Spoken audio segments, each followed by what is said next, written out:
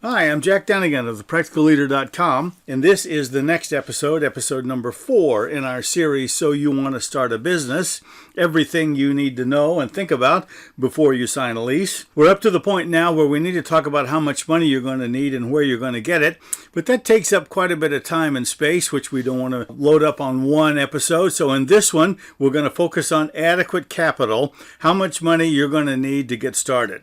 Let's take a look.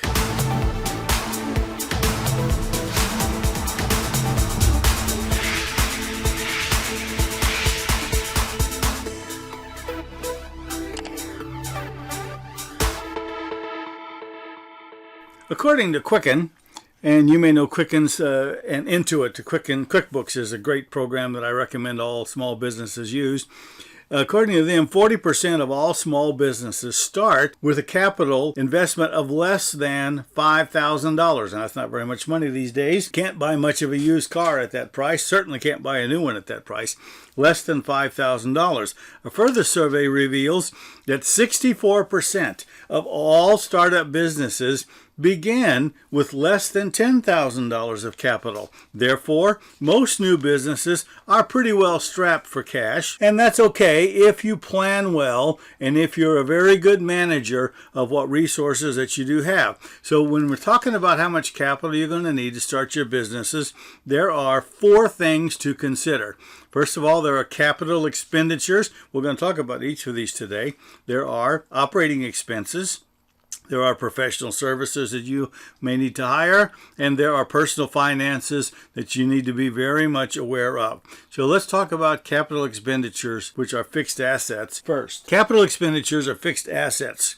They are the tenant improvement that you will make. In an earlier episode, I talked about how that when you move into a property, or if you're operating out of your home with an online business, there are tenant improvements that you're going to make. If you're operating in a brick and mortar place and you lease a place, and there's almost certainly things you're going to need to do on the inside, maybe building partitions, running wiring, running plumbing, building fixtures, building in walls, designing the place and setting it up for the run of your business. So those are tenant improvements. If you're working at home, well, you may have to do some remodeling in a room or something to handle the flow of business. And if you're selling products, you have to have some place to store those products, unless they're digital products. And then you're going to have to be concerned with your website and with your social media marketing accounts and with the developing a website, things like that. So that's what we call tenant improvements. Then there are machinery and tools that you may need if you are running a shop or a restaurant or a coffee shop or a gift shop or something like that.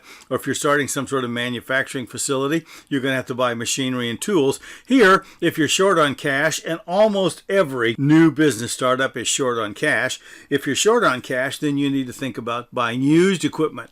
There's lots of it around because there are businesses that are selling off equipment as they upgrade their supplies, or there are businesses that are going out of business and you can buy a lot of their stuff at bargain basement prices. And then there's office equipment that you may need. You probably have some of it: computers, maybe desk chairs, desks, printers, and fax machines, although not too many people use those anymore, but you might need one depending on the type of vendors that you use.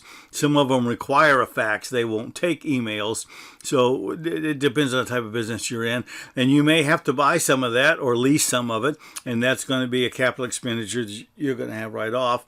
And then there are fixtures that need to be taken care of, which if you have a coffee shop or a restaurant or a retail facility, then you're going to have fixtures to display your merchandise, to prepare the merchandise, to serve the merchandise if you're a restaurant, that sort of thing. So you're going to need to be aware of that sort of stuff. You'll have to make a good guess about how much that's going to cost, because that's going to come into where you're going to need money. We're talking about how much money you're going to need, and in this one we're explaining some of it. We're going to talk in the next episode about where to get money, but in this one, where do you find it? All right, next, operating expenses for your particular business. There'll be overhead expenses, and here's a snippet from a spreadsheet. I've actually included in the very last slide of this presentation, there is a photo of a downloadable template, and I'll give you the link where you can get that.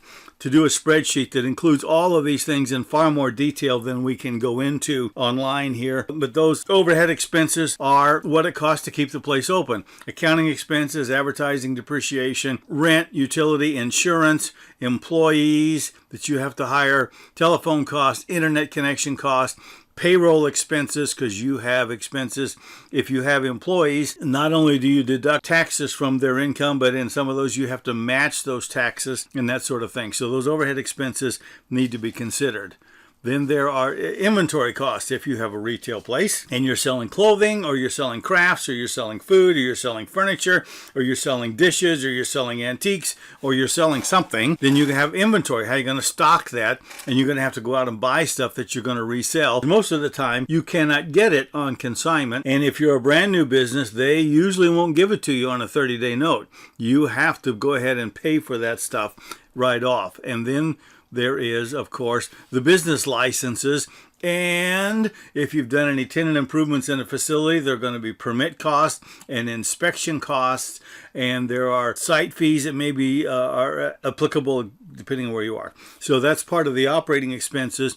And your business license, you have to pay for that every year, almost always every year. Next are professional expenses that you will have. Right off, you probably will do your own bookkeeping. Most people do. They start off, they don't hire a bookkeeper just yet. But if you do, then you're going to have the cost of hiring a bookkeeper. If you use a point of sale service, or if you use a good set of books to keep your accounts like QuickBooks, a lot of this is resolved if it's set up properly. That's the hiccup. There's a bit of a learning curve on all of these accounting programs. This is no place to scrimp on expenses. You want to make sure that you understand how to set up your accounts, how to set up your books right from the very beginning. It will save you multiple issues later on, multiple problems.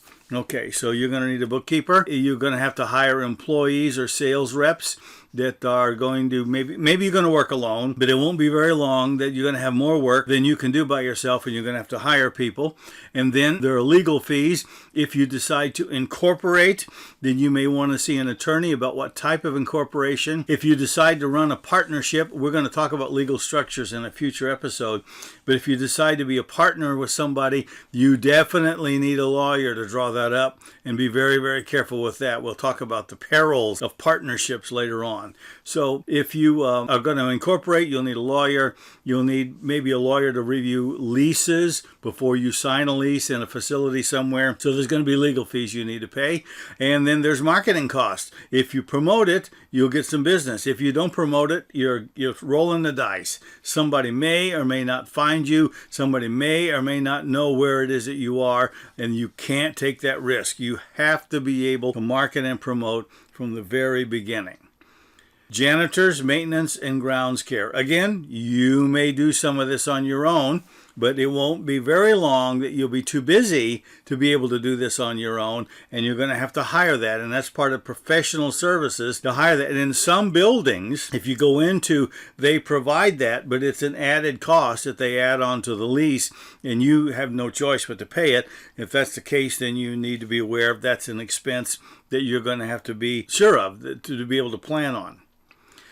Then there are your own personal finances. Now, a lot of business start as a part-time business, and if you decide to quit your job and go into business, then you're going to need quite a bit more money. So the question is, how are you going to live until your business makes a profit?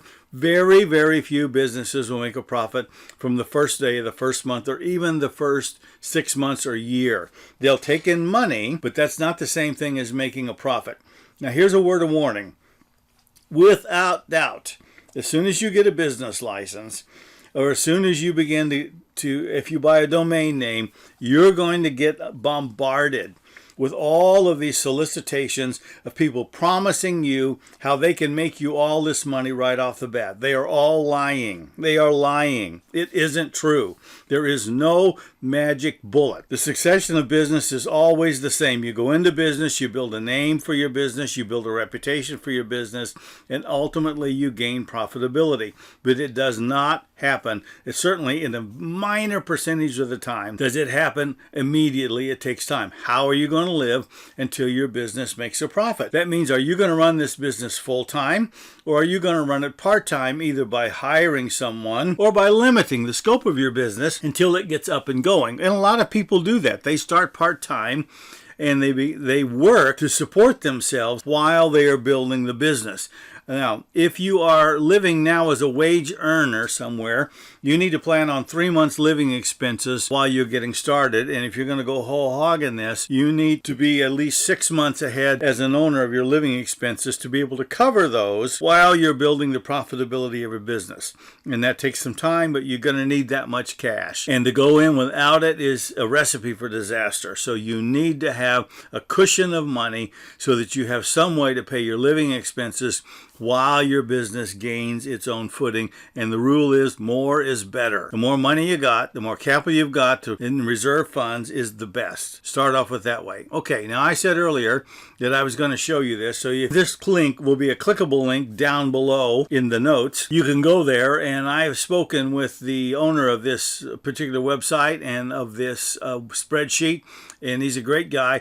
I've looked at a lot of spreadsheets for business startups, and I don't like most of them because they assume too much, and they are directed at businesses far larger than the typical $5,000 or $10,000 startup business that most entrepreneurs are going to begin with. This spreadsheet, I like it because if you'll see in the right column, it explains exactly what goes on each line. And if you're new in business, it's no shame to say, I don't understand what these things are. I've had dozens and dozens and dozens of clients who come in wanting to start a business, and they all tell me, they're all embarrassed to tell me that they don't understand any of these things, and that's no problem whatsoever. We don't expect you to understand those things. We're going to show you what they are. And this spreadsheet is the best one I've ever seen for explaining exactly what goes in each line of this spreadsheet. And it is an Excel spreadsheet, so if you can open an Excel spreadsheet 2007 or newer, this will work for you, and it's a good one. So I'll leave this link down below. All right, next week we're going to talk about where to find capital. So I encourage you, if you're thinking about going into business, to go ahead and click on that link down below and download that spreadsheet and begin to work on your business in terms of what you think it might cost. And then we're going to talk about where to find some of that money in next week's episode. I'll see you then. Well, we hope you enjoy our weekly videos, Lessons in Superlative Leadership. And if you'd like to subscribe, click on the subscribe button just below this video. However, YouTube has made some changes so that even though you are subscribed does not mean you will get a notification. The next thing to do is to click on this little bell right next to it, and you will receive notifications every time one of these comes up. We'd also invite you to visit our website at thepracticalleader.com, where you will find loads of articles and other information to help you become an even more effective leader.